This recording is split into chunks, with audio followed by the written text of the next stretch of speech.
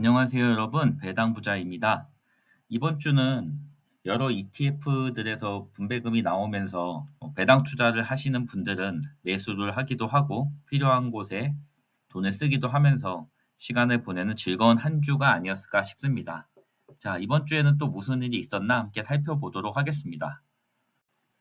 8월 1일 금요일의 충격을 지난주는 상당 부분 회복했습니다. 매도를 거의 하지 않는 저도 차익을 좀 확보할 걸 그랬나 하고 살짝 후회하기도 했었는데요.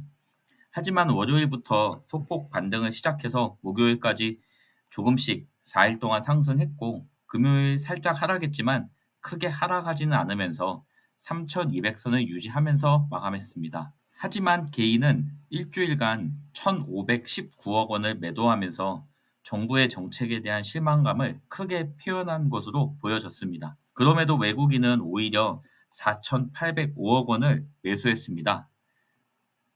8월 4일에서 8일까지 일주일간의 외국인 매수 상위 종목을 살펴보면 두산 에너빌리티를 무려 3,246억 원 매수하면서 발전 관련 주식에서는 한국전력, 대한전선 등을 매수했습니다. 그리고 실적 개선을 발표한 카카오, 2차 전지 분야의 LG에너지 솔루션, 에코프로비엠을 많이 매수했습니다. SK하이닉스, 삼성전기도 매수하면서 AI 관련 매수는 지속하는 것으로 보입니다. 그리고 순위가 17위이기는 하지만 배당 부자가 보유한 우리금융지주도 269억 매수했습니다. 일주일 전체를 보면 삼성전자가 4.2% 정도 상승하면서 코스피의 버팀목이 되었습니다. 지난주 크게 하락했던 금융지주들이 회복하는 모습을 보여주었습니다. KB금융은 7% 정도 상승했고 배당 부자가 보유하고 있는 종목인 우리금융지주 6%, 하나금융지주는 3% 정도 상승했습니다. 그리고 방산주는 이번 주 하락이 크게 나타난 것으로 보여집니다. 3개월 변동을 보면 여전히 대부분의 업종이 상승을 유지한 것으로 보입니다. 하지만 메리츠 금융지주가 유난히 눈에 들어옵니다. 배당 부자도 작년에 20% 정도 매매 차익을 보고 수익 실현을 했던 종목이지만 배당 관련주에 투자를 하시는 분이라면 꼭 공부해 볼 만한 주식입니다. 사실상 대한민국에서 진정한 주주 환원을 하고 있는 유일한 주식이라는 평가도 많지만 이미 완성형에 가깝다는 평가로 상승이 어려운 모습을 보이고 있습니다. 8월 1일부터 달러 인덱스는 하락하고 있는데 원화는 조금씩 상승하고 있습니다. 원화가 달러 대비 약세를 유지하고 있다는 의미인데 장기화되면 수입 물가가 올라서 우리의 장바구니에 부담이 생길 수밖에 없습니다.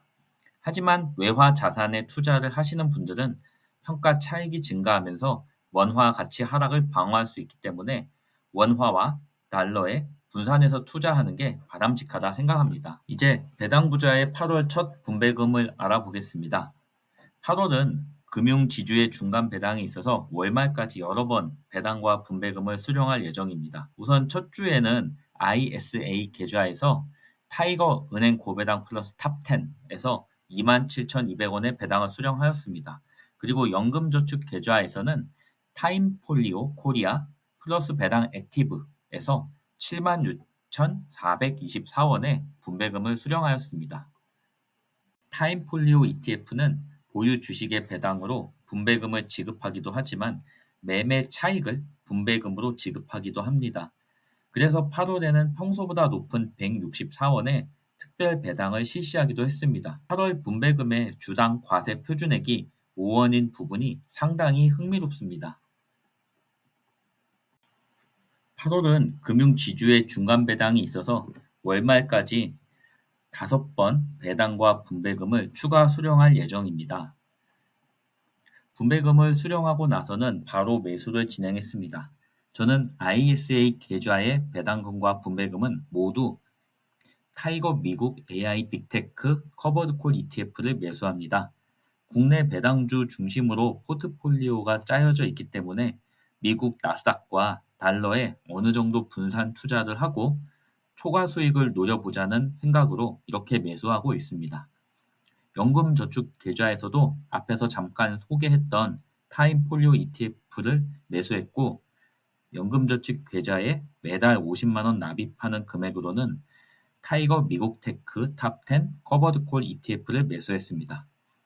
작년부터 20개월째 매수를 진행하고 있는데 주가 상승분과 증가하는 분배금을 보면 마음이 흐뭇해집니다. 아직도 정치권에서는 주식 양도세 대주주 기준을 어떻게 할지에 대해 결정을 못하고 있고 이런 심리를 반영하듯 거래대금은 전주 대비 20% 줄어들었습니다. 지난주에 빠르게 결정한다 했지만 막상 고민을 시작하더니 길어지는 모습을 보이고 있습니다. 이런 상황에서 개인들의 불안한 투자 심리는 금융주 ETF 누적 자금에서 나타나는데 연초부터 크게 증가해서 1조 6천억까지 증가했던 자금이 처음으로 줄어들기 시작했습니다.